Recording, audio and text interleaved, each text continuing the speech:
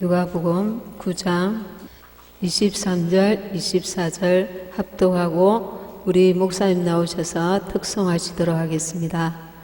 여러분 유튜브를 통해서 우리 목사님 찬양 들으셨을 텐데 굉장히 많은 분들이 은혜를 받고 있습니다. 9장 23절, 24절 같이 합독하시겠습니다. 또 무리에게 이르시되 아무든지 나를 따라 오려거든 자기를 부인하고 날마다 제 십자가를 지고 나를 쫓을 것이니라. 누구든지 제 목숨을 구원코자 하면 잃을 것이요 누구든지 나를 위하여 제 목숨을 잃으면 구원하리라. 아멘. 할렐루야. 반갑습니다. 민들레교회 김주성 목사입니다. 새해 복 많이 받으시기 바랍니다. 작년 한 해가 국가적으로 교회적으로 큰 위기고 이 위기가 작년으로서 끝나면 괜찮은데 19년도 계속 이어질 겁니다. 그래서 교회적으로 여러분들이 더 깨어있으시고 기도 많이 하시기 바랍니다. 할렐루야.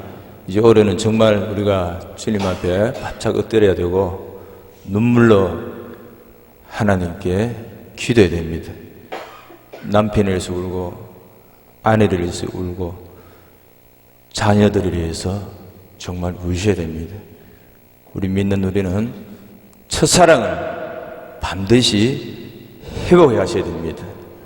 그런 데 있어서 어머니의 기도 찬양을 하나님께 영광 돌리십니다. 두 곡을 부르겠습니다.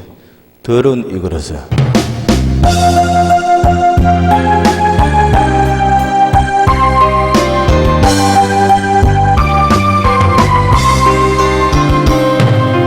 예배당에 처음 날 써한 기도 아들의 병을 고쳐주시며 주의 종되게 하렵니다. 간절하게 기도하신 어머니 죽음에서 건져주신 주님의 은혜 어찌 다 보니까 그러나 이제 예수를 모른다니 아버지여 어찌합니까. 내 평생 소원 이거 내 평생 소원 이거 우리 아들을 주의 종이 되게 하소서. 아버지여 나의 아버지여 나의 기도 들어주소서. 간구하는 어머니의 기도 물로 강을 이루네.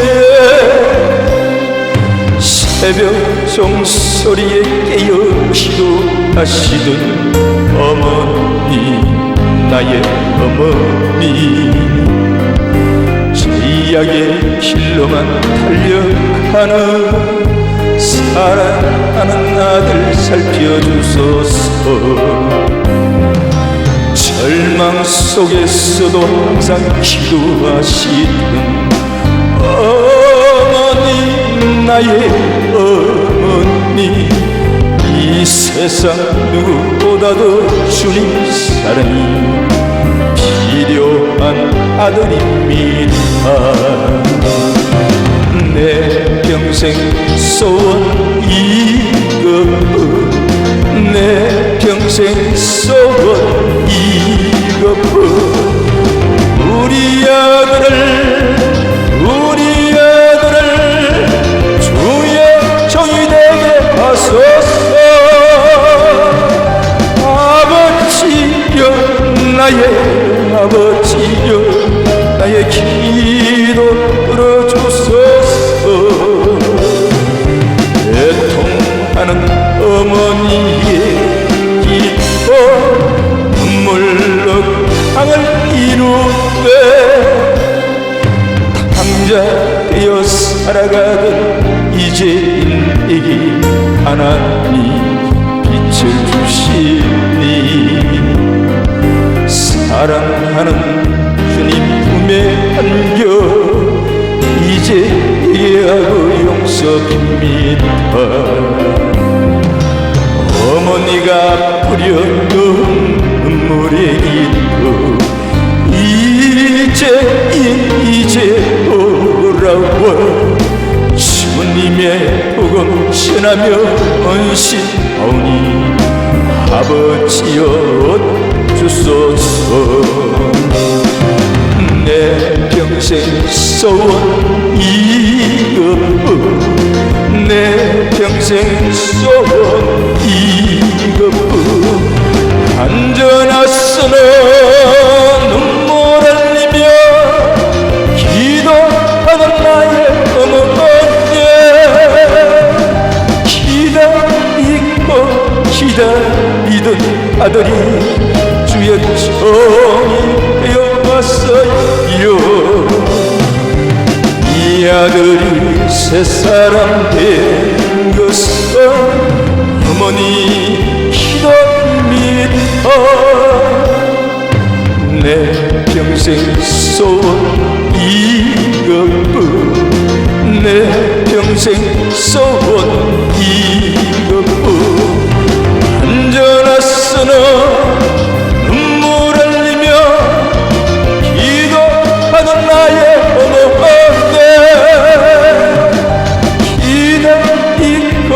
기다리던 아들이 주의 종이 되어왔어요. 이 아들이 새 사람 된 것은 어머니 기도입니다.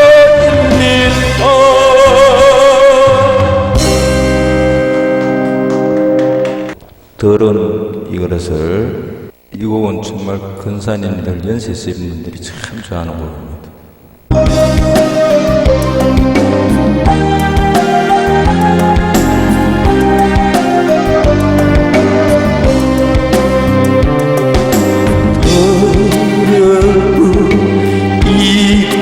주님 쓰시고 내 입을 불러주신 이 의는 네가 되지 못하고 된 줄 알다가 쓰러진 이 몸은 인손 달고 십자가피 무릎 꿇어 싸우니 오 내 주님 이 마음에 사정하여 주소서. 더럽고 추한 그릇이 깨끗하버리었어. 성전에 기물이 되니 이 의는 내일까 세상을 따라 나가다가 실패한 이 몸은 두 손 들고 주님 부르러 못자국을 마치오니 오 내 주님 나 죽도록 충성하게 하소서. 나무 주님 들이여 기뻐하시니까 나무 죽게 끓였어 이번에 그리여 넘쳐나도록 축복하시고 사랑하신 주님께 순종하며 주님 것을 살아가겠사오니 주님 다시 오시는 날 내 이름도 부르소서 넘쳐나도록 축복하시고 사랑하신 주님께 순종하며 주님 것으로 살아가겠사오니 주님 다시 오시는 날 내 이름도 부르소서. 아멘. 예, 할렐루야. 같이 기도하시겠습니다. 할렐루야. 감사하신 하나님 아버지, 이 시간에 추운 날씨 가운데 사랑하는 우리 성도님들 주님 만나려고 여기 왔습니다. 아버지 하나님, 세상에 아버지 하나님 말씀이 얼마나 많고 많은지요. 들을 말씀이 많을진데 아버지 하나님, 오늘 이렇게 여기에 모인 것은 아버지 하나님 홍수처럼 많은 이 말씀 가운데 주님의 음성을 듣고 싶어 온 줄 믿습니다. 주님, 우리가 알게 모르겠지요. 모든 허물과 죄를 예수님의 볼로 씻어주시고 이 시간에 우리 모두가 아버지 하나님 주님의 음성을 들을 수 있도록 역사해 주시옵소서. 이 부정한 죄인은 감추어주시고 주님의 성령께서 한 분 한 분에게 각인에게 주시는 성령의 음성을 들려주옵소서. 생명수를 주시옵소서. 눈을 열어주시고 귀를 열어주시고 마음을 열어주시고 아버지 하나님, 이 마지막 때에 아버지 하나님 갈 바를 알지 못하고 방황하며 헤매며 애타하며 아버지 하나님, 이 대한민국뿐만 아니라 전 세계가 어둠에 쌓이고 이 마지막 때를 향하여 달려가고 있는 이때에 우리가 정신을 차리고 주님의 온전하신 뜻이 무엇인지 분별하며 나아가기 원합니다. 성령 하나님, 임하여 주시옵소서. 이 시간에 말씀하여 주시옵소서. 역사하여 주시옵소서. 한 번도 거저 왔다 돌아가지 아니하게 하시고 주님의 음성을 듣고 주님을 만날 수 있도록 축복하여 주시옵소서. 역사하여 주시옵소서. 감사드렸고 예수님의 이름으로 기도합니다. 아멘. 할렐루야. 처음 우리 교회에 찾아주신 여러분들 감사합니다. 많은 불편이 있을 줄 믿습니다.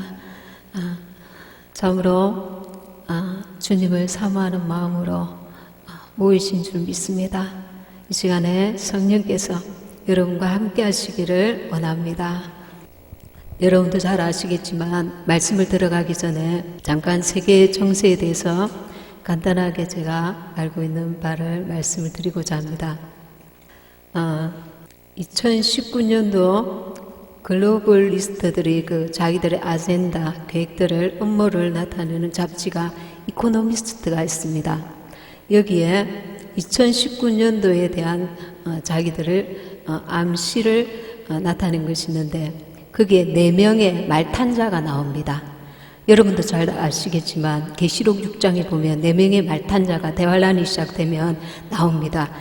첫째는 흰 말이 나오고 흰 말은 미혹을 나타냅니다. 둘째는 붉은 말, 전쟁을 의미합니다. 셋째는 이제 검은 말, 기근을 나타내고 그 다음에 청황색 말은 사망과 그리고 흉년이 있을 것을 나타내는 것입니다. 그런데 이 이코노미스트 표지에 2019년도 표지에 이 4말 탄자가 나와 있습니다. 이것은 7년 대환란이 머지않은 것을 암시하고 있다는 것입니다. 저와 여러분이 지금까지 살면서 우리가 계시록 그리고 대환란 이렇게 말만 들었지 막연하게 생각해 왔을 줄 압니다. 대부분이. 그런데 지금 이제 너무 가까이 와 있습니다. 너무 가까이. 또 하나의 예가 있는데 네덜란드 헤이그에 평화궁전에서 2020년 6월 달에 2020년 올해가 이제 19년, 내년이 2020년도입니다. 6월 달에 세계 종교 연합식이 6월 달에 있습니다. 여기서 세계 종교 연합 협정문을 서명을 한다고 합니다. 이것은 무엇을 의미하느냐면은 지금 세계 종교를 통합하고 있지 않습니까? WCC, WEA, NCCK 여러 그걸 만들어 가지고 지금 하고 있는데 이 계획들이 이제 마무리 단계, 완성 단계에 이르렀다는 것을 나타내는 것입니다. 그러니 19년도하고 20년도가 지금 얼마나 지금 살벌한 시대가 오고 있습니까? 그리고 세 번째는 이스라엘 예루살렘의 제3성전 재건 봉헌식이 며칠 전에 있었습니다. 이 계시록이 이루어지기 위해서는 제3성전이 반드시 필요하다는 걸 여러분도 알고 계실 겁니다. 전 3년 만이 지나고 나면 적그리스도가 예루살렘 그 제3성전에 앉아서 내가 그리스도다 하고 이제는 아주 강력한 핍박 그리고 순교가 일어나는 때에 이 제3성전이 그때 필요한 것입니다. 적그리스도의 활동 무대가 제3성전이 되는 것입니다. 그러니 지금 너무 가깝게 지금 오고 있습니다. 지금 트럼프가 여러분도 알다시피 시리아 군대를 철수시켰습니다. 그러면 이제 이란과 터키와 러시아와 그리고 이스라엘과 이렇게 대결 구도로 갑니다. 이렇게 세계 정세가 지금 급박하게 지금 진행되고 있습니다. 미국의 트럼프가 성전 건축을 어떤 식으로든 관여하게 될 것이고 이제 이스라엘 역사 중심으로 세계사가 진행되는 방향으로 예측이 되고 있습니다. 이스라엘이 팔레스타인과 평화의 조약을 맺으며 대신 성전 건축을 보장받게 되는 상황이 예상되고 있습니다. 심판의 카운트다운이 임박했다는 것입니다. 그리고 우리 지금 북한 문제가 우리 한국에도 굉장히 지금 심각한 문제입니다. 미국에서 여러분도 아시겠지만 전문가의 보고에 의하면 며칠 전에 북한은 2년 뒤에 핵탄두가 100개가 된다는 것입니다. 그러면 미국도 당한다는 것입니다. 그리고 미국의 유명 잡지의 고든창 미국 보수 정치인인데 이분이 이제 인터뷰를 했는데 북한에 대해서 예측을 했습니다. 2019년도에는 긴박한 상황이 예상된다. 북한이 호전성이 이제 다시금 남북과 관계에 긴박함을 조성할 것이다. 한국은 현재 평화의 땅으로 본인들은 생각하고 있지만 북한은 핵무기를 포기할 수 없다. 그렇게 본다는 겁니다.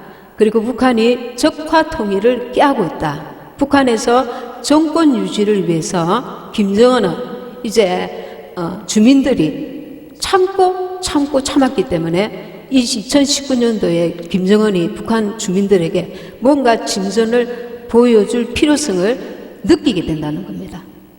그리고 평양의 조건에 따라서 통일을 원할 것으로 보인다. 어떤 통일? 적화 통일 말입니다. 그리고 김정은은 최종 승리에 가까웠다고 보고 있다. 최종 승리가 뭐냐면 적화 통일을 위한 모든 그 자기의 계획들이 진행이 거의 다 되었다고 이렇게 보고 있다는 겁니다.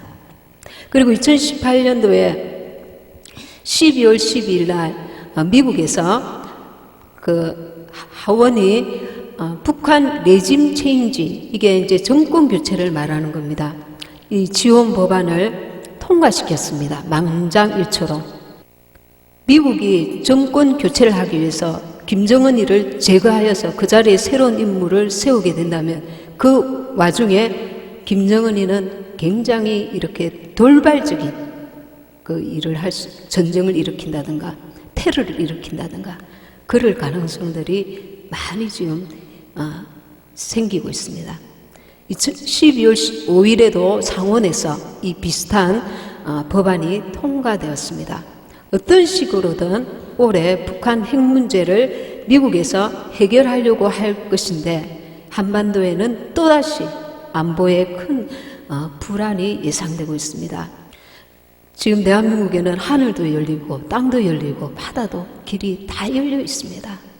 그런 상황에서 무슨 테러라든가 이런 문제들이 생기면 정말 큰일입니다. 제가 2년 전에 제가 이제 새벽 기도 중이었습니다. 새벽 기도 중에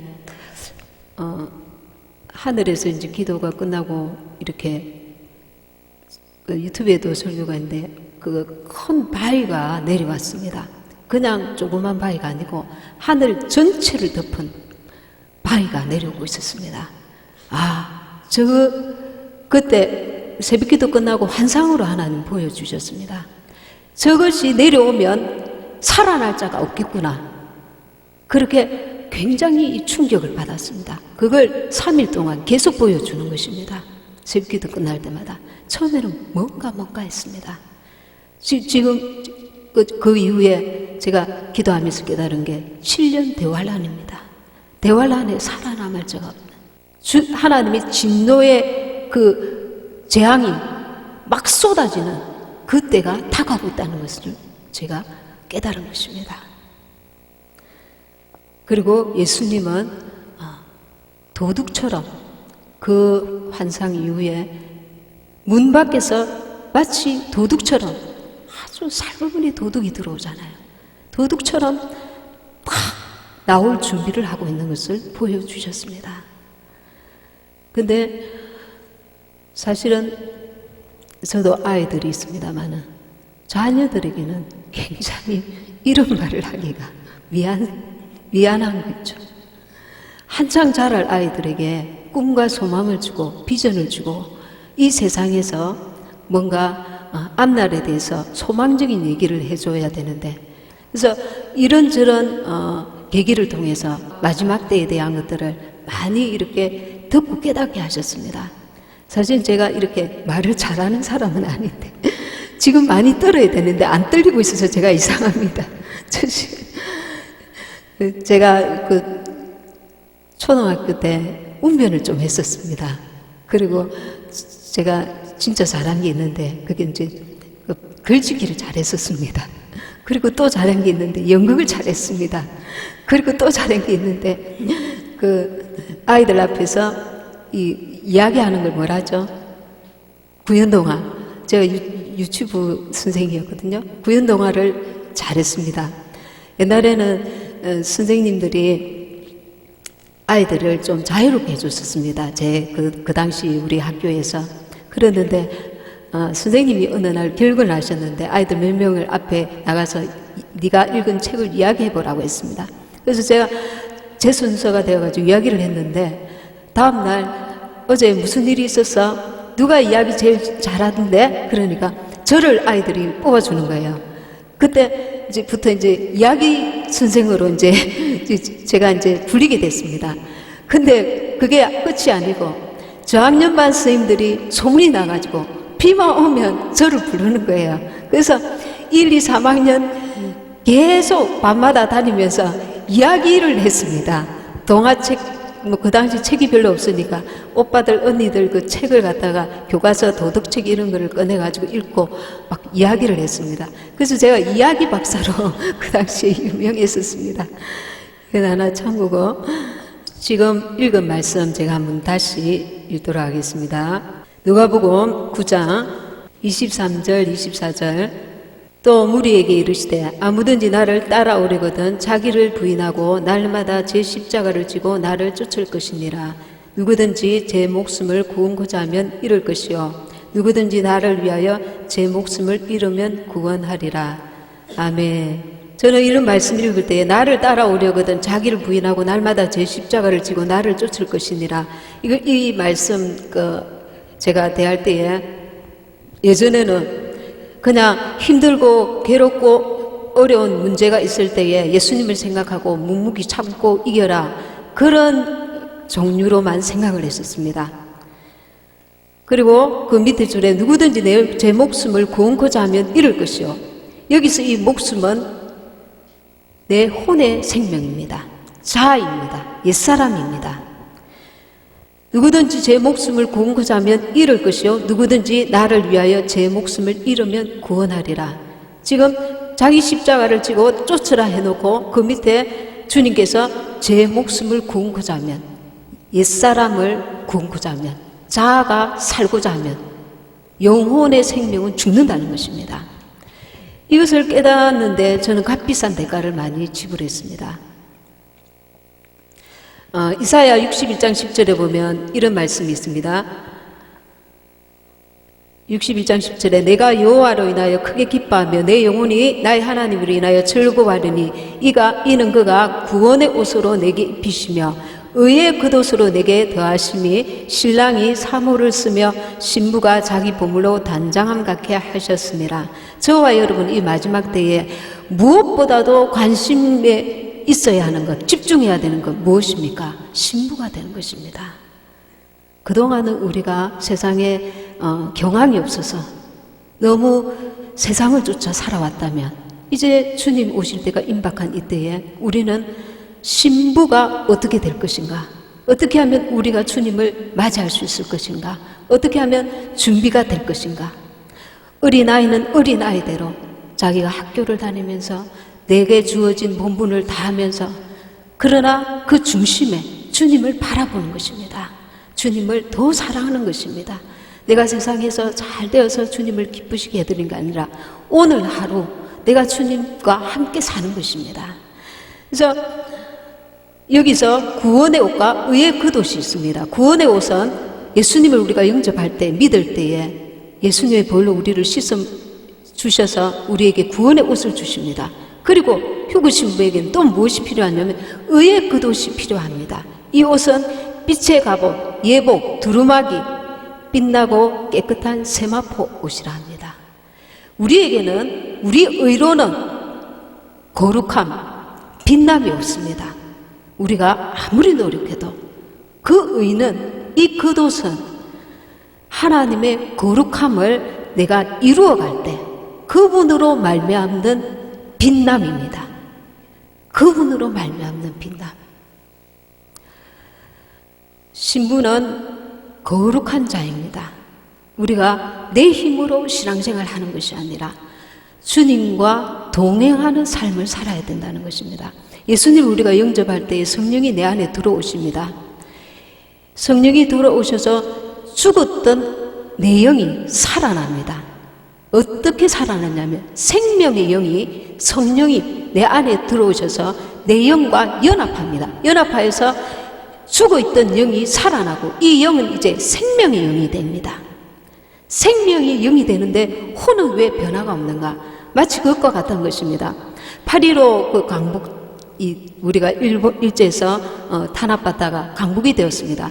깊은 산속에 있던 사람들이 그 소식을 제대로 못 들었습니다. 그래서 나중에 들어서 그 강복의 기쁨을 맞이합니다. 마치 이와 같은 것입니다. 나의 혼은 이미 내가 그리스도와 함께 십자가에 못 박혔나니 그런즉 이제 내가 사는 것이 아니라 내 안에 그리스도께서 사신 것이라. 이제 내가 사는 것은 나를 사랑하사 자기 몸을 버리신 예수를 위해서 사는 삶이 되어야 되는데 이 혼은 그렇지 않는 것입니다. 옛사람은 자기를 주장하는 것입니다. 옛사람이 혼이 강화되면은 영은 짜부라집니다. 영이 내 속에서 영은 거듭났는데 혼은 이제 그 역할을 제대로 못하고 옛사람의 성품대로 고집대로 습관대로 살아간다는 것입니다. 그러면 이것을 어떻게 해결할 수 있는가? 우리가 날마다 순간마다 그분을 바라보는 것입니다. 믿음의 주요 온전케 하시는 예수를 바라보라는 겁니다. 그리고 계시록 22장 14절에 보면 두루마기를 빠는 자가 복이 있다 했습니다. 이것은 회개를 말합니다. 예수의 피가 우리를 모든 죄에서 깨끗하게 하실 것이요, 우리는 이 마지막 때에 어린 양의 피, 예수의 피를 더 갈구해야 합니다. 사모하는 영을 주님은 만족해 하십니다. 세상 방법, 내 노력, 내 어떤 의로운 노력, 애씀, 그것이 아니라 그 보혈을 의지합니다. 그 보혈을 침례 요한이 예수님이 오시기 전에 회개하라 천국이 가까웠느니라, 이 독사의 자식들아, 그렇게 말합니다. 저와 여러분이 어떤 것을 깨달아야 되느냐면은 원천적으로 나는 마귀의 자녀라는 것입니다. 아담과 하와가 범죄하고 난 이후에 우리는 진노의 자녀, 이미 우리의 힘으로는 천국에 갈 수 없는 이미 완전 절망의 상태라는 겁니다. 세리와 바리새인이 이제 기도를 합니다. 바리새인은 내가 이렇게 기도하고 금식하고 하게 해주셔서 감사합니다. 세리는 감히 고개를 들지 못하고 주여 나를 용서해 주시옵소서 합니다. 그것을 끝으로 보아서 판단하는 게 아닙니다. 바리새인에게 너가 아무리 노력하고 애쓰고 힘써도 너의 의로는 천국에 갈 수 없다는 걸 깨달아라는 겁니다. 회개하라 천국이 가까웠느니라. 내 존재 자체가 우리가 타락한 이후에는 원죄의 아담으로부터 온 그 원죄 때문에 그리고 19가지 죄를 짓지 아니하고 한 가지만 죄를 지어도 우리는 주님 앞에 버림받는 것입니다. 율법이. 그러니 우리의 어떤 노력으로도 마음으로 남을 미워하여도 살인한 자라 했습니다. 그러니 내 존재 자체를 먼저 깨달아야 됩니다. 나는 옛날에 정말 착한 사람이었지. 나는 사람들이 나를 이렇게 인정해 주지. 나는 정말 이렇게 많은 업적을 이루었지. 나는 정말 어떤 하나님께서도 나를 인정하실 거야. 자기 의를 가지고 교회에 오는 것이 아니라 주님이 예수의 피가 아니면 나는 도무지 천국 갈 수 있는 희망이 없는 자라는 걸 철저히 깨달아야 된다는 것입니다. 작년에 제가 수련회 가가지고 한 달 기도를 하는데 이것도 되고 저것도 되고 기도를 하는데 성령께서 감동을 주시는데 내 모든 것이 잿덩어리라는 거예요. 처절하게 깨달아지는 거예요. 우리는 여기서부터 신앙생활을 해야 됩니다. 그렇지 않다 보니까 내 의를 자꾸 주장하게 됩니다. 내 자아가 계속 살아서 꿈틀거립니다. 나는 도무지 주의 보혈의 은혜가 아니고서는 희망이 없는 자, 나는 영원한 지옥불에 떨어질 수밖에 없는 자, 그것을 먼저 깨달아야 합니다. 그리고 그러면 우리는 하나님께 대하여 경외함과 겸손함을 가질 수밖에 없습니다. 아멘. 우리가 이 의의 끝옷을 입기 위해서 내 혼, 이게 거듭나지 못한 내 혼, 영에는 이것이 있습니다. 기능들이 직관, 그리고 양심, 그리고 직교. 직관은 우리가 말씀을 들을 때 깨닫는 것입니다. 깨달아서 양심에게 찔러줍니다. 그러면 양심이 그걸 깨닫고 순종하면 직교, 주님과의 교류가 있어지게 됩니다. 근데 우리가 깨닫고도 미적거리고 시간을 허비하게 되면 자꾸 이 양심이, 깨끗한 양심, 선한 양심이 더러워집니다. 하나님과의 관계가 자꾸 멀어지고 그렇게 되는 것입니다. 근데 죄를 깨달았을 때 예수의 피를 온전히 의지하고 주님께 나아가면 예수의 피가 우리를 깨끗하게 하십니다. 그때부터 이제 새롭게 시작을 해야 됩니다. 이전 것은 지나갔으니 보라 새 것이 되었도다. 주님께서 말씀하십니다. 새롭게 되었는데도 우리가 순종의 열매를 맺지 않고 옛 사람으로 다시 돌아가면 걔가 그 토하였던 데 다시 돌아가는 것과 똑같아 있습니다. 이 마지막 때는 시간이 없다는 걸 알아야 됩니다. 날마다 우리 자신을 점검하고 하나님 앞에서 내가 주님 앞에 주님과의 관계 속에서 양심이 더럽혀져 있지 않는가, 지금 불순종하고 있지 않는가, 내가 타협하고 있지 않는가, 내 생각으로 나아가고 있지 않는가, 내가 지금 혼으로 나아가는가, 영으로 나아가는가, 기도하면서 말씀을 통해서 성령의 인도를 받아야 됩니다. 혼은 감정과 지식과 의지가 있습니다. 기능에. 근데 혼이 문제입니다. 혼은 영의 그 특성도 가지고 있고 일부 또 육의 그 특성도 같이 가지고 있습니다. 근데 우리가 혼돈을 하기 쉽다는 겁니다. 이건 하나님 뜻일 거야. 그리고 육은 살과 뼈와 피가 있습니다. 성망을 비유를 하자면 영은 지성소에 해당합니다. 영은 하나님을 대하고 영원한 천국을 꿈꿉니다. 그럼 혼은, 내 자아는, 나는 이 땅을 꿈꿉니다. 이 땅의 것. 얻고 싶고, 누리고 싶고, 취하고 싶고, 되고 싶고, 이 땅의 것들을 계속 구하고 있다는 것입니다. 어디서 우리는 이렇게 변질이 일어납니까? 영으로 시작하였다가 육의 옛사람이 올라오는 것입니다.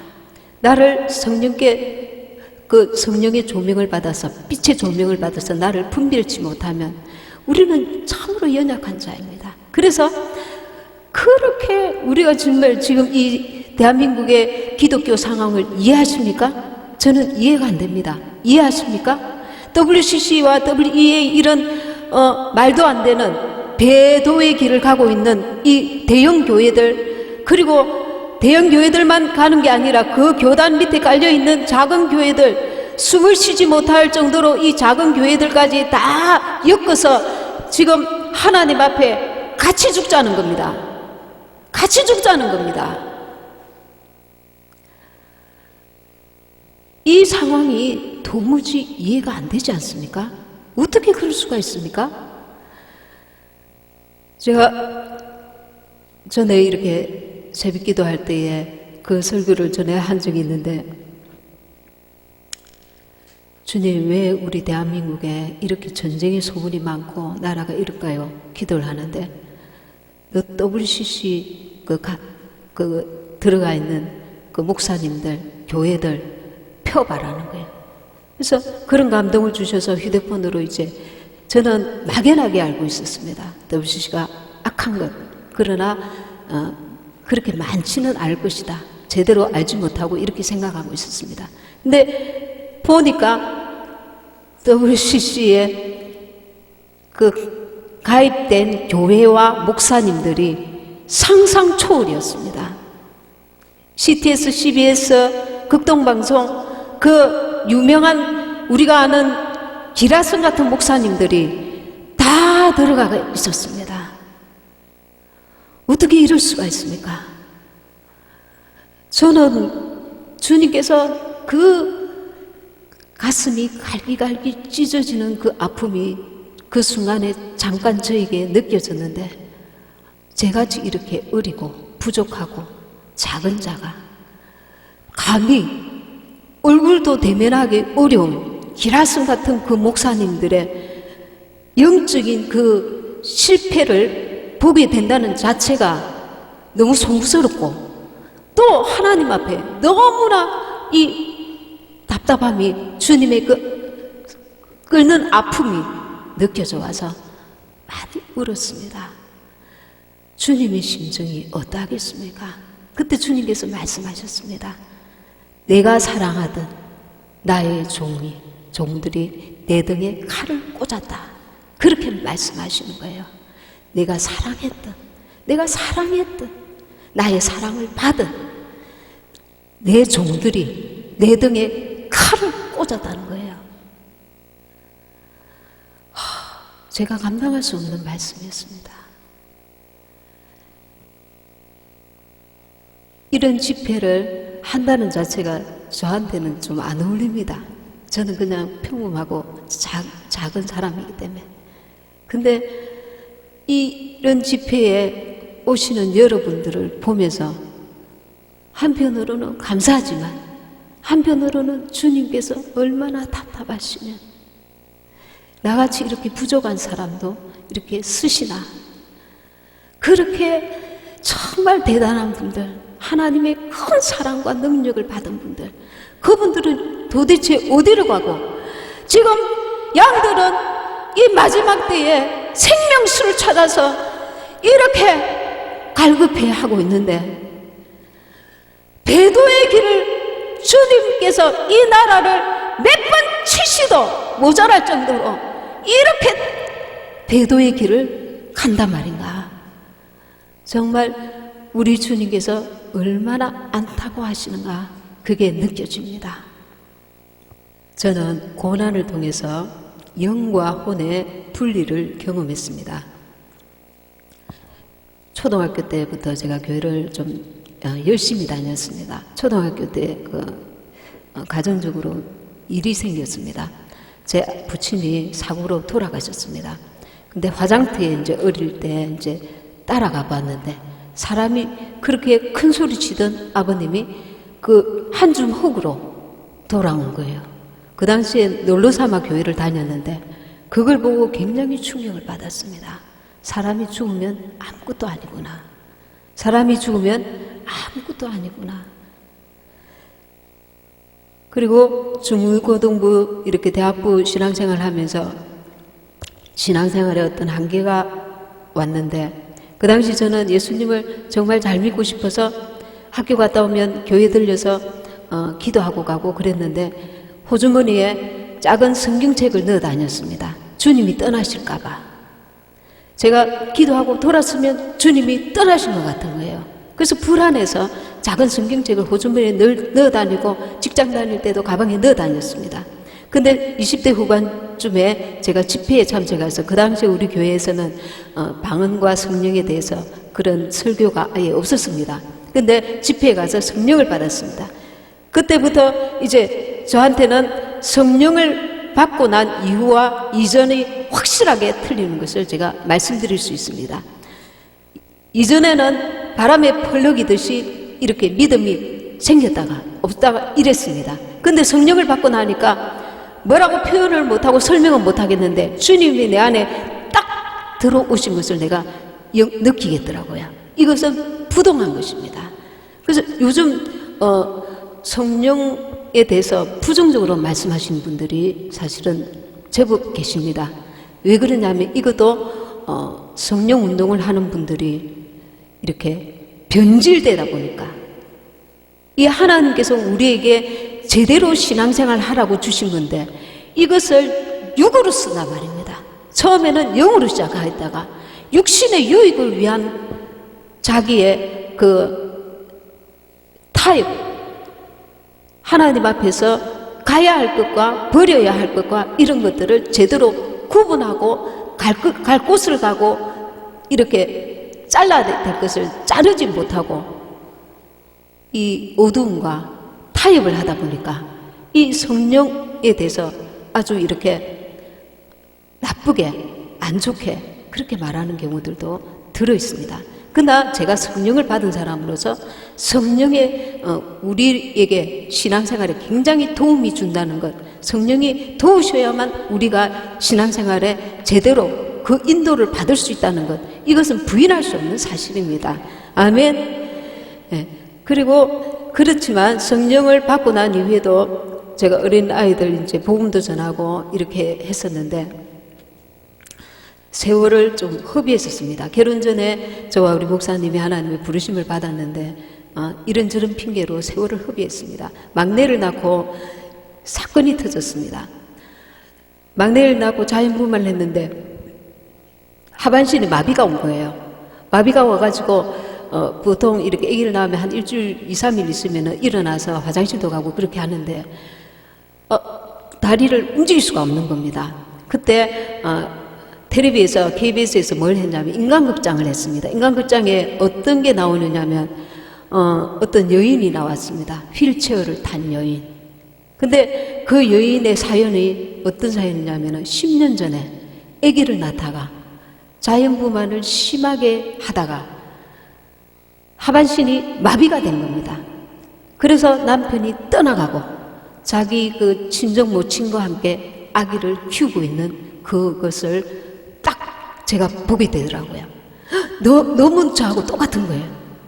나도 이제 하반신 마비가 될 수도 있겠네. 휠체어를 평생 탈 수도 있겠네.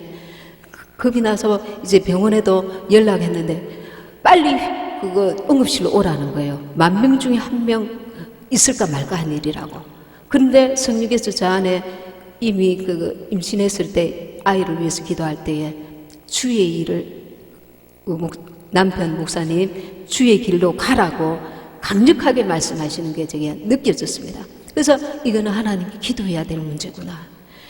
이 사람도 병원에 가서 그렇게 많이 병원을 전전했는데 하반신 마비가 됐다면 나도 하나님께서 역사하지 않으면 나도 어쩔 수 없을 거야. 이런 판단이 와서 이제 기도를 하기 시작했습니다. 기도를 하는데 간절히 기도하는데 하나님께서 말씀을 주셨습니다. 주께 채찍에 맞으로 내가 나음을 입었도다. 이 말씀이 내 안에 확 믿음으로 왔습니다. 그때부터 말씀을 묵상하면서 그 말씀을 이제 계속 읊조리는데 한날은 이제 주께서 채찍에 맞음으로 내가 나음을 입었도다. 이게 말씀이 확 내 안에 살아오는 거예요. 그래서 예수님이 채찍에 한 대 팍 맞으실 때 내 죽어있던 세포가 살아나는 게 확 믿어지는 거예요. 그게 시발점이 돼가지고 이제 마지막 날 그 믿음이 계속 이제 생기고 조금씩 다리가 움직이기 시작하는데 마지막 날 밤에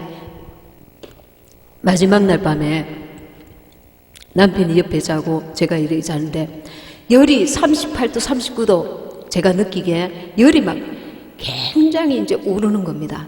그리고 그 악한 영이 저를 가위를 꽉 눌리는 게 느껴지더라고요.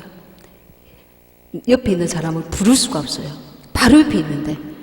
그래서 이때 주님의 이름을 불러야 돼. 그 믿음이 내게 왔습니다. 그래서 예수 온 힘을 다해서 그 예수 작은 소리로 부르는데 그 꽉 눌렸던 그 가위 눌렸던 어둠의 영이 팍 떠나가는 거죠. 그리고 나서 이 몸이 회복되고 그 다음 날부터는 이제 완전히 이제 낫기 시작했습니다. 할렐루야. 네, 주님은 살아계십니다. 주님은 살아계십니다. 혹시 교회를 지금 열심히 다니지 못하시고 계시는 믿음이 없는 분들이 계신다면 지금부터라도 하나님 앞에 단단한 믿음을 가지시기 바랍니다. 그래서 그런 일이 있었는데 주님의 살아계심을 이제 체험했는데 제가 구역 예배 때 이런 말씀을 받았습니다. 우리 그 집으로 그 예배 오신 목사님께서 내가 물 가운데 지날 때 물이 너를 덮지 못하며 불 가운데 지날 때 너를 불이 사르지 못할 것이다. 그 말씀을 이제 구역 예배 때 이렇게 주셨는데 그게 그렇게 오래되지 않은 말씀이었는데 그 당시에 얼마나 어둠의 무서운 길을 가면 물이 덮고 불이 이렇게 사른단 말인가. 이 말씀을 받고 굉장히 부담이 됐었습니다. 근데 어느 날 제가 이제 오랫동안 기도해왔던 그 지인이 있었는데 제가 인간적으로 판단할 때 이 사람은 이제 정말 힘들겠구나. 하나님이 알아서 하셔야지. 나도 이제 지쳐서 내가 더 이상 기도를 하기에는 내가 믿음도 없구나. 나는 이제 한계에 왔다. 그래서 주님, 이제 저는 주님께 다 맡기겠습니다. 저는 기도할 힘도 없어요. 그렇게 이제 기도를 하면서 주님 마지막으로 이 영혼의 상태를 좀 보여주세요. 나는 정말 할 만큼 했습니다. 그렇게 하면서 지치고 지친 그 마음으로 주님께 마지막으로 그 영혼의 상태를 구하였습니다. 그때 주님께서 지금까지는 이렇게 오래오래 기도해야 한 번씩 환상이 보였는데 그날 즉석에서 딱 보여주시는 그 영혼이 이 감옥에 갇혀 있었습니다. 감옥에 갇혀 있는데 그냥 갇힌 게 아니고 좁은 그 감옥에 사형수가 감옥에 갇혀서 언제 사형을 당할지 모르는 그런 상태 있죠. 부들부들 떨고 있었습니다. 그 영혼이 부들부들 떨고 있는데 감옥은 딱 갇혀가 있었습니다.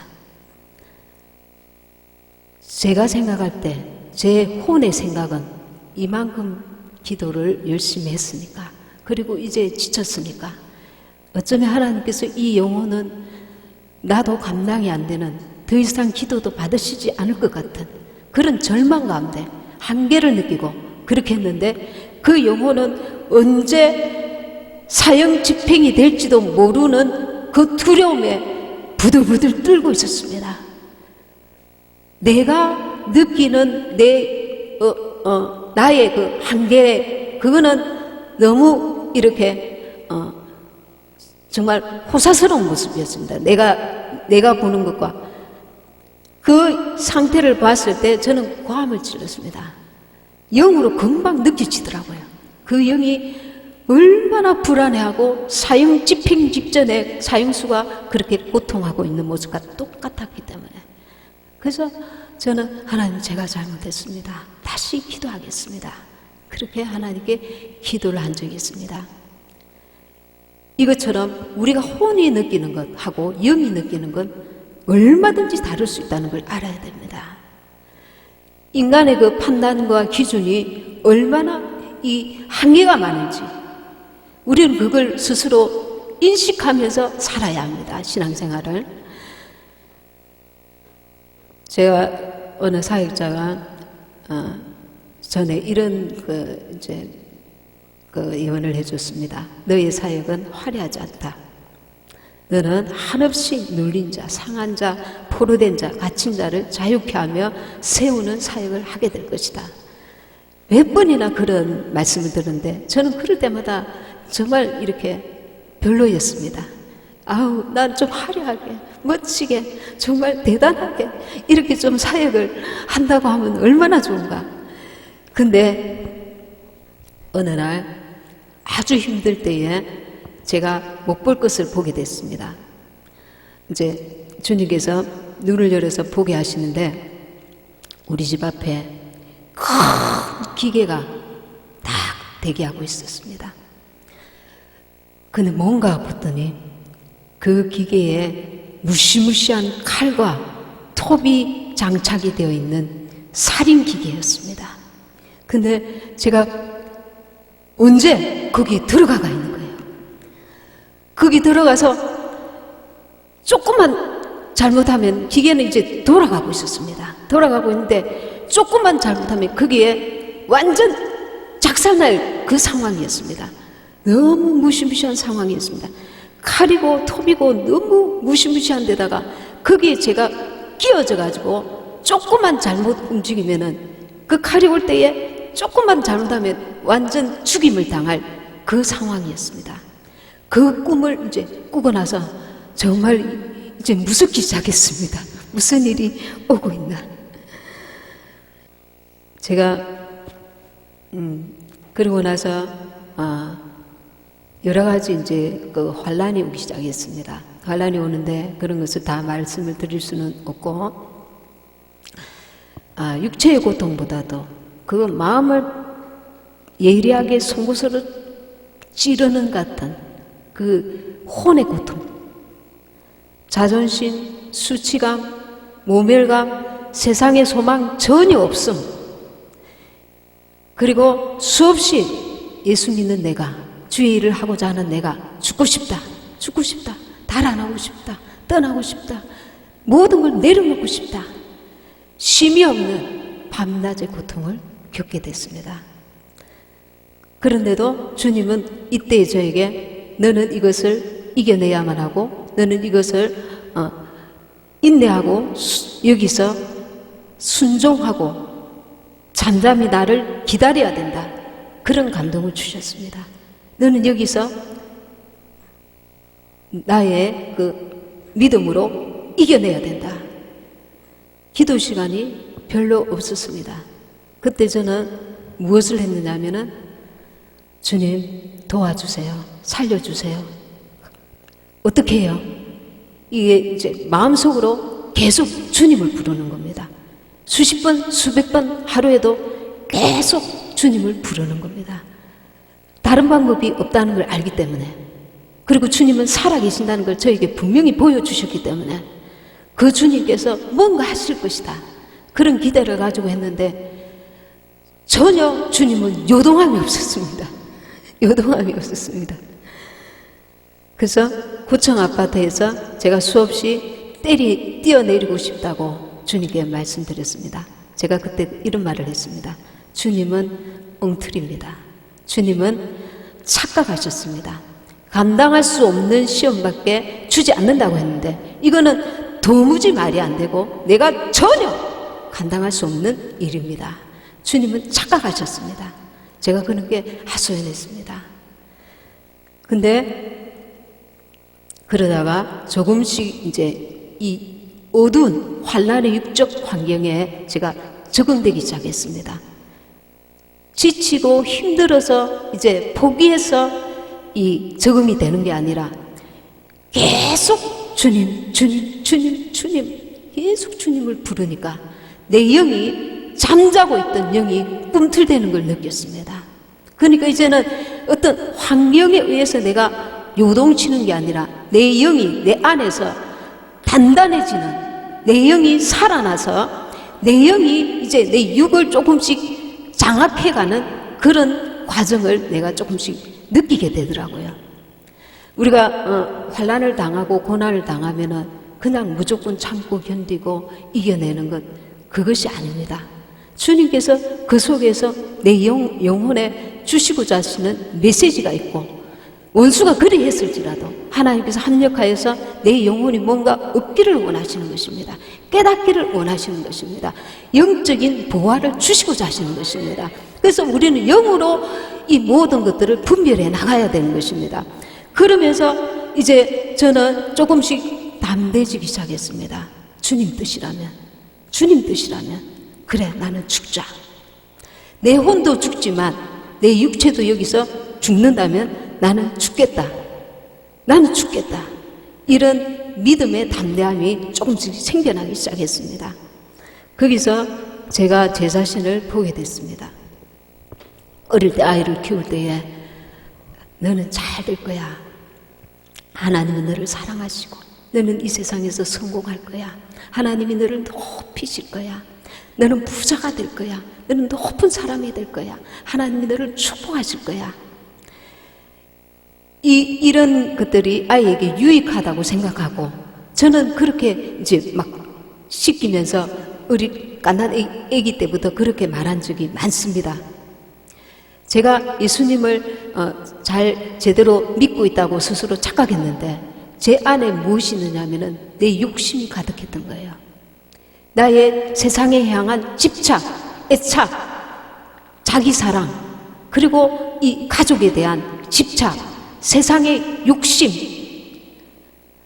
오직 마음을 다하고 뜻을 다하고 힘을 다하여 주 너희 하나님을 사랑하시는 그 말씀에 내가 순종해서 사는 것이 아니라 주님을 하나의 이용해 신학, 내가 앞으로 이렇게 잘 되기 위해서 나는 주님께 기도해야 돼. 주님을 하나의 이용으로 이용해왔던 내 안에 그 죄성이 있다는 것을 발견했습니다. 그러면서 기가 막힌 웅덩이에 빠졌는데 인간의 그 한계, 아무것도 할 수 없는 이 기가 막힐 웅덩이에 빠졌는데 시편의 이런 구절 보고 제가 깜짝 놀랐습니다. 기가 막힐 웅덩이라는 표현이 너무 저한테 적절하더라고요. 제가 이게 기가 막힐 웅덩이에 내가 빠져보니까 인간이라는 것은 너무 하나님 앞에서는 이 아무것도 할 수 없는 존재, 정말 하나님이 돕지 아니하시면 정말 아무것도 할 수 없는 그 너무나 연약한 존재인 것을 피부 절절히 느껴지는 거예요. 그리고 내가 세상을 정말 가지고 싶고 되고 싶고 취하고 싶고 그런 그 모든 욕망들이 얼마나 허탄한 것인가. 사정없이 하나님이 한 번만 치시면은 쫙 뻗어질 수밖에 없는, 마치 욥처럼. 그러나 그 허망한 것, 하나님 앞에서 설 때에는 귀하고 소중하고 아름다울지 모르지만 내 욕심을 채우려고 취하고 얻고자 하고 거기에 마음과 생각을 빼앗겼을 때는 하나님과 나와의 관계가 점점 멀어진다는 것. 나는 주님의 원수로 살았구나. 주님이 나를 위해서, 주님 자신을 위해서 살기를 원하셨지만 나는 이 아나니아와 삽비라 아시죠? 아나니아와 삽비라가 정말 그때 성령이 충만한 초대교회에서 얼마를 숨겨두었더라. 얼마를 내가 주님을 위해서 정말 마음을 다하고 뜻을 다하고 힘을 다해 주님을 사랑할 거야. 말은 그렇게 하지만 세상과 타협하고 얼마를 숨겨두는, 주님 앞에 그것이 얼마나 주님이 속이는 것, 이 마귀의 습관을 쫓아 사는 우리의 모습, 저의 모습을 발견하게 됐습니다. 인간의 그 이중성, 외식적인 모습, 교회 안에서 신앙생활을 한다지만 이 예배는 제대로 드릴지 모르지만 집으로 돌아가면 세상에서는 정말 빛과 소금의 온전한 역할을 하지 못하는 하나님의 사람들, 성도들이 너무 많다는 걸 제가 제 자신을 보면서 뼈저리게 느껴지는 거예요. 나의 그 가식된 모습, 그것들을 보게 되었습니다. 그리고 주님이 아니고서는 정말 어떤 참 소망이 없다는 것을 깨닫게 됐습니다. 그러면서 주님께서 저를 제대로 건지고자 애쓰시는 그 열정이 느껴지기 시작했습니다. 마귀는 우리를 사정없이 절망과 그리고 포기하도록, 주님을 포기하고 세상을 포기하도록 그 절망의 구렁텅이로 밀어넣지만 주님은 그 사랑으로 끝까지 우리를 건지시려고 너무나 애쓰시고 힘쓰시는, 그리고 깨닫게 하시고 가르치시고 세우시려는 그 열심, 그냥 단지 우리는 구원을 받는 게 목적이 아닌 것입니다. 주님과 연합된 삶을 주님이 요구하시는 것입니다. 연합된 삶은 무엇입니까? 내가 그리스도와 함께 십자가에 못 박히고 내 안에 그리스도께서 사시는 것입니다. 그분과 연합된 삶을 원하시는 것입니다. 내가 계획을 세우고 내가 소망 가지고 내 뜻과 방법과 계획대로 나아가서 나는 주님께서 나에게 이렇게 하셨습니다. 주님께 영광 돌립니다. 그리고는 자기가 그것을 다 취한단 말입니다. 주님께서 외식하는 서기관들과 바리새인들을 얼마나 악랄한 비판을 강하게 하셨습니까? 이 시대에는 참으로 마지막 때라서 사람들이 속이고 그리고 더럽혀지고 사기치고 하나님처럼 하나님의 뜻대로 거룩한 삶, 주님의 뜻대로 사는 삶을 살 수가 없는 시대에 우리는 살고 있습니다.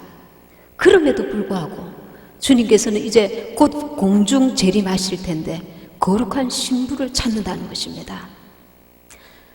그래서 저는 제 안에서 이제 계속 이제 주님께 반응하기 시작했습니다. 하나님께서 내게 이런 것들을 가르치시려고 하셨구나. 환경은 크게 변화가 없었는데 내가 주님께 묻고 주님께 내가 반응하기 시작했습니다. 세상에 반응하고 사람에 반응하고 그런 것이 하나님 앞에서 더 중요한 게 아니라는 것을, 정말 하나님께 우리가 반응하면서 살아야 된다는 것을 철저하게 깨닫게 됐습니다. 내 영혼이 살려면 내가 사람에게 반응하는 것이 아니라 환경에 반응하는 것이 아니라 나를 영원한 천국에 데려가실 그 주님께 반응해야 된다는 것입니다. 그래서 내 혼은 옛사람으로 살려고 하는 계속 고집을 피웁니다. 그럴 때에 내가 내 영이 나를 주도적으로 이끌어갈 때 영으로 사는 자가 되는 것입니다. 여기에는 결단이 필요합니다. 여기에는 십자가 짐이 필요합니다. 내가 그리스도와 함께 죽어야 되는 것입니다. 그 십자가가 없이는 부활이 없는 것처럼 주님도 우리에게 똑같이 요구하고 계십니다. 너 십자가 져라. 그러나 내가 이 고난을 이겨나가야지. 그게 아니고요. 주님과 함께 옛사람이 죽어야 된다는 것입니다. 그러니 내 힘으로, 내 지혜로, 내 능력으로, 내 그 어떤 것으로가 아니라 에녹이 주님과 동행했듯이 주님을 바라봐야 합니다. 주님을 어떻게 바라볼까요? 그분을 계속 의식하는 것입니다. 광야에서 이스라엘 백성들이 그 병들어 죽게 되었을 때 녹뱀을 바라보라 했잖아요. 주님을 바라보는 것입니다. 주님을 어떻게 바라볼까요?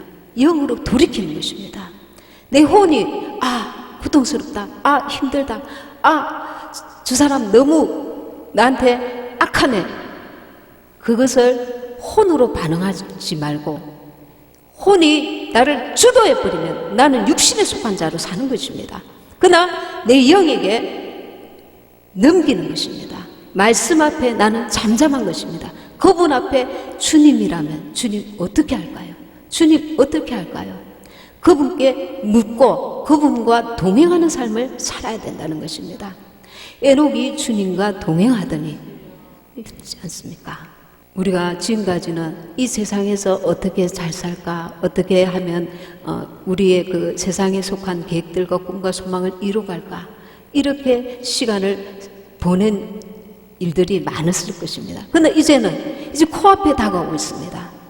여러분들도 피부로 지금 느끼고 계시지 않습니까? 주님 오신 날이 가까이 오고 있습니다. 제가 이 집회를 앞두고 하나님께 하나님 무슨 말씀을 전할까요? 그렇게 기도를 했었습니다. 근데 한 날 며칠 전에 하나님께서 보여주셨습니다. 넓은 마당에 곡식이 이렇게 이제 있는데 쭉정이였습니다. 가득했습니다. 그런데 중간쯤에 그 알이 죽정이와 뭐라고 하죠? 알곡이 들어있었습니다. 쌓여 있었습니다. 근데 제가 지금 생각할 때는 8대2 그 정도 아니겠는가. 때가 가까웠으니까 우리는 알곡이 되어야 된다는 것을 전하라는 것입니다. 알곡이 되어야 된다. 나는 죽정이로 살아왔구나. 죽정이가 뭔지 아십니까? 주님과 무관한 삶을 사는 것입니다. 나는 우리 가정을 위해서, 나는 이 나라를 위해서, 나는 어떤 내 직장을 위해서, 나는 선한 일을 위해서 내가 열심히 살았어. 그것이 주님과 관계가 있다면, 주님 앞에 살았다면 그것이 맞습니다. 그러나 내 마음대로, 내 뜻대로, 내 생각대로, 내 의지대로 내가 살아왔다면 그것은 주님과 무관한 것입니다. 주님 앞에 순종하면서 살아온 세월이 아니라 내 자아가 옛사람이 계획하고 그 욕심을 따라 살아왔다면 이것은 이제 쭉정이의 삶인 것입니다. 제가 나라를 위해서 기도할 때에 저번에 그런 말씀 드렸는데 많은 사람들이 이 나라 인민족을 위해서 울면서 간절히 기도하고 있는 게 느껴지더라고요. 영어로. 그런데 한 손이 나왔습니다. 너희들이 이렇게 많이 나라를 위해서 간절히 기도하고 있다. 그걸 깨닫게 하시면서 우리가 기도하는 이 땅에 그 큰 손이 나와서 흙을 이렇게 파더니 바람이 부는 위로 공중으로 이렇게 들어 보이셨습니다. 그리고 이 흙이 속절없이 바람에 휘 다 날아가는 것을 보여주셨습니다. 이 땅에 살 동안에 우리나라가 잘 되어야 됩니다. 적화되지 말아야 됩니다. 그러나 이것도 이제 대환란을 앞두고 주님 앞에 가야 될 휴거 신부로서 그게 온 마음을 다하여 집착할 수 있는 그때는 아니라는 겁니다. 무슨 말인지 알겠죠? 우리가 나라를 위해서 반드시 기도해야 됩니다. 그러나 이 땅도 이제는 그 때가 왔다는 겁니다. 주님의 때, 주님이 계시록에서 말씀하시고 계시는 주님 오실 때가 다가오고 있다는 것입니다. 그래서 우리는 정말 주님 오심을 예비하는데 또한 힘을 다해야 합니다. 때가 그런 때입니다. 지금 때가 그런 때입니다. 옛날에 다미 선교회 때문에 많은 교회들이 주의 종들이 이 마지막 때인 줄 알면서도 마지막 때 말씀을 전하지 않고 있습니다. 전하지 않고 있습니다. 제가 하나님 우리 교회는 이렇게 작은데 이 작은 교회에서 마지막 때에 대한 설교를 우리가 감당이 되겠습니까? 외부에서 삐딱하게 보면 우리 작은 교회는 금방 흔들리잖아요. 근데 주님께서 그렇게 기도했더니 우리 목사님을 두고 이룰 것이 이제 없는 자다. 이룰 것이 없는 자다. 얼마나 많이 이뤘으면 여러분 상상이 됩니까? 여러분들한테 지금 다 까발리지 못해서 그렇지 잃을 게 없는 자입니다. 저희는 사실 그 말씀을 어찌 그렇게 하나님께서는 그렇게 정확하게 주셔요. 하나님 참 머리도 좋으시다. 그런 제가 어리석은 제가 단번에 딱 알아들을 수 있도록 잃을 것이 없는 자다 이렇게 하시는 거예요. 때가 정말 가까워 오고 있습니다. 계시록 3장 15절에 보시면 내가 내 행위를 아노니 너가 차지도 아니하고 더욱지도 아니하도다. 너가 차든지 더욱든지 하기를 원하노라. 제가 옛날에 이 말씀을 몰랐을 때는 미지근한 게 무슨 죄야? 미지근하면 어땠어? 적당히 세상에서도 우리가 살아가야 되고 교회 신앙생활도 하고 미지근한 게 당연한 게 아닌가?